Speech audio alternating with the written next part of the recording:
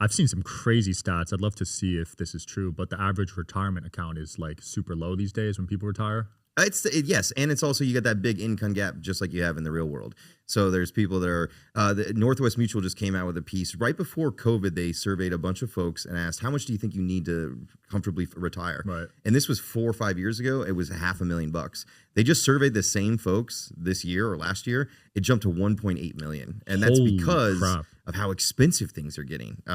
Inflation is people. This is, I think, a common misnomer for most folks is they think inflation is like a reset button at every year, but it's actually cumulative. My favorite comparison is there was a meme on X where it was like, I'm on a weight loss program. I gained 5 pounds a year ago. I gained 10 pounds the year before that, 11 pounds the year before that. But this year, I lost 4 pounds. So why am I still fat? Well, because it's cumulative, right? You can't actually just have one good year of losing inflation and it doesn't erase the rest of it. Yeah. So prices are rising exponentially. We're printing more money than we ever have before. So at the same time where you're paying more today, if you put even just $100,000 in the savings account and just let it sit there, the yield you're getting is not keeping up with inflation itself. So you're kind of getting this double whammy effect.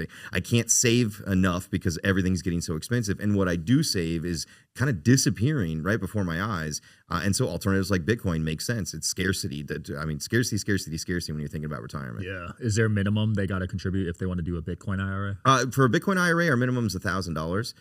For your annual contribution, most folks don't know this. If you're under 50, you can contribute up to $7,500 a year, and you really should because there's no reset button on that either. You can't go back 5 years from now and be like, okay, I finally have money. I'd like to do the last 5 years of contributions. That's not how the IRS works. They only give you the year by year.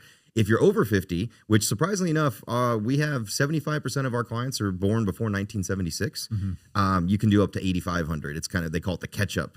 And actually, when I started in the retirement industry just 14 years ago, that number was 5,500, and now it's all the way got up to 8,000 because the government sees what we see is it's taking more to meet those levels because of inflation and the amount of money in supply.